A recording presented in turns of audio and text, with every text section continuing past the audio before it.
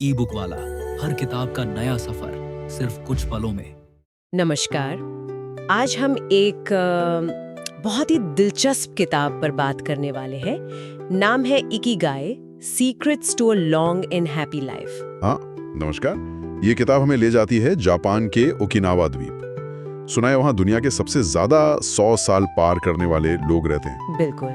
और ये किताब सिर्फ लंबी उम्र की बात नहीं करती, बल्कि एक खुशहाल उद्देश्यपूर्ण जिंदगी के राज खोलने का दावा करती है। हाँ, तो आज हम इसी के जो मुख्य विचार हैं और जो जीवन शैली के सिद्धांत हैं उन्हें समझने की कोशिश करेंगे। तो चलिए शुरू करते हैं सबसे पहले सवाल से। आखिर ये इकिगाई, ये शब्द है क्या? मतलब क्या है इसका? इकिगाई किताब के हिसाब से इसका मतलब है होने की वजह, या कह लें सुबह बिस्तर से उठने का एक कारण। अच्छा, होने की वजह। हाँ, इसे ऐसे समझे कि ये ना 4 जरूरी चीजों का मेल है। एक तो वो जो आपको करना पसंद है, दूसरा जिसमें आप अच्छे हैं मतलब माहिर हैं, तीसरा जिसकी दुनिया को जरूरत है, ठीक है, और चौथा जिसके लिए आपको पैसे मिल सकते हैं मतलब कमाई हो सके। जहां ये चारों दायरे मिलते हैं ना, वही आपका इकिगाई है। ये तो काफी गहरा विचार है। सिर्फ जुनून नहीं, सिर्फ काम नहीं, बल्कि सबका संतुलन। बिल्कुल सही।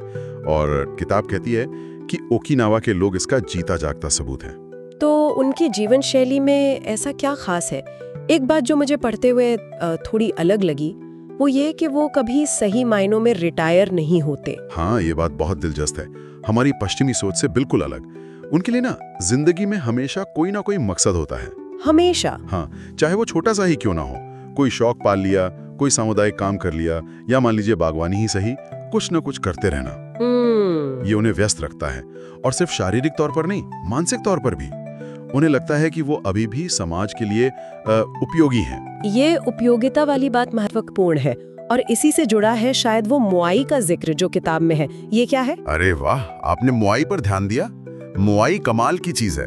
ये बचपन से बने हुए क्या कहते हैं, सामाजिक सहायता समूह होते हैं, दोस्त। अच्छा, बचपन से? हाँ, और ये दोस्त जिंदगी भर एक दूसरे का साथ देते हैं, भावनात्मक रूप से और कभी कभी तो आर्थिक रूप से भी। सच में? हाँ, ये जो गहरा सामाजिक जुड़ाव है ना, ये तनाव कम करता है, अकेलेपन को दूर रखता है, और आजकल तो मानते हैं कि ये लंबी उम्र के लिए बहुत जरूरी है।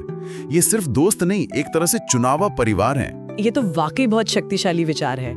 अच्छा, खान पान के बारे में भी कुछ खास था, है ना? वो हारा हाचीबू। हाँ बिल्कुल, हारा हाचीबू। इसका मतलब है पेट को सिर्फ 80% तक भरना। 80%? आज के जमाने में ये कैसे मुमकिन है? सब तो पूरा पेट भरकर खाते हैं। मुश्किल तो है, पर शायद यही राज है। ये सिर्फ कम खाने की बात नहीं है, ये संयम की बात है, सजग होकर खाना। आजकल जो ऑल और नथिंग वाली डाइटिंग चलती है ना, ये उसके बिल्कुल उलट है। टिकाऊ तरीका। हाँ, टिकाऊ, जीवन भर चलने वाला, और इससे आप जरूरत से ज्यादा खाने से बचते हैं, जो कई बीमारियों की जड़ है। तो वो खाते क्या हैं? मतलब 80% पेट भरने के लिए क्या खाते हैं? उनका खाना बहुत प्राकृतिक होता है, पोषक तत्वों से भरपूर। खूब सारी हरी सब्जियां, शकरकंद बहुत खाते हैं वो, टोफू, और हाँ, प्रोसेस्ड खाना बहुत कम। अच्छा। और साथ में हल्की फुल्की कसरत, जैसे रोज थोड़ा चलना या बागवानी करना, ये सब उनकी दिनचर्या का हिस्सा है। छोटी छोटी आदतें, लेकिन मिलकर बड़ा असर डालती हैं। किताब में एक और कॉन्सेप्ट है, फ्लो की अवस्था। ये क्या चीज है और इकिगाई से कैसे जुड़ी है? फ्लो? हाँ, फ्लो वो मानसिक स्थिति है जब आप किसी काम में इतने डूब जाते हैं कि आपको समय का, आसपास का किसी चीज का होश ही नहीं रहता। अच्छा, जैसे कोई कलाकार या खिलाड़ी? हाँ, बिल्कुल वैसा ही। किताब कहती है कि जब आप अपने इकिगाई के हिसाब से जी रहे होते हैं, मतलब वो काम कर रहे हैं जो पसंद है, जिसमें अच्छे हैं और जिसका कोई मकसद है, तो ये फ्लो वाली अवस्था आसानी से मिलती है। और ये सिर्फ किसी भी काम में खो जाना नहीं है, ये एक उद्देश्यपूर्ण काम में पूरी तरह से डूब जाना है। इससे एक गहरी संतुष्टि मिलती है। और मानसिक पहलू, जिंदगी में मुश्किलें तो आती हैं। ओकिनावा के लोग तनाव या मुश्किलों से कैसे निपटते हैं? यहाँ पर वाबी साबी का सिद्धांत आता है, ये भी बड़ा दिलचस्प है। वाबी साबी? हाँ, इसका मोटा मोटा मतलब है कि जीवन की जो कमियां हैं, जो अस्थिरता है, उसमें भी सुंदरता देखना और उसे स्वीकार करना। परफेक्शन के पीछे नहीं भागना। अच्छा, अपूर्णता को स्वीकारना। बिल्कुल। ये सोच उन्हें लचीला बनाती है, रेजिलिएंट, मुश्किलों से जल्दी उभरने में मदद करती है, सकारात्मक बने रहने में। और वो लोग ना छोटी छोटी रोजमर्रा की खुशियों पर ध्यान देते हैं। प्रकृति का आनंद लेना, दोस्तों से मिलना, इन चीजों को महत्व देते हैं। ये लचीलापन भी शायद उनकी लंबी उम्र का एक बड़ा कारण है। तो ये सब सुनकर लगता है कि अपना इकिगाई ढूंढना कोई एक दिन का काम नहीं, ये तो एक सफर है। हाँ, किताब इसमें कुछ मदद करती है, कोई तरीका बताती है? हाँ बिल्कुल, ये एक खोज है। किताब कुछ सवाल सुझाती है जिन पर सोचा जा सकता है।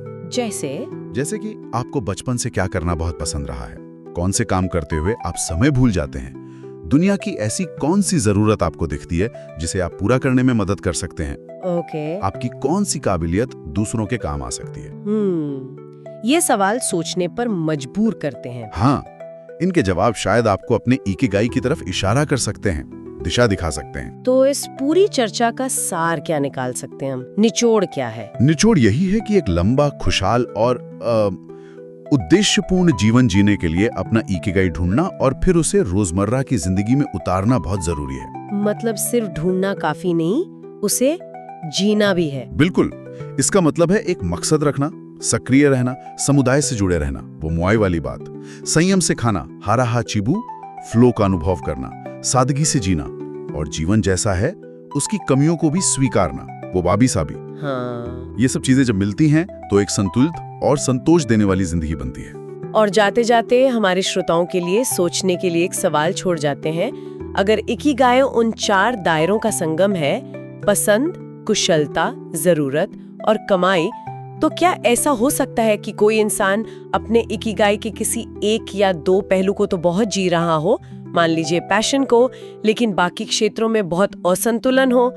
तो क्या ये लंबे समय में उसकी खुशी और शायद उम्र पर भी नकारात्मक असर डाल सकता है? इस पर जरूर सोचिएगा।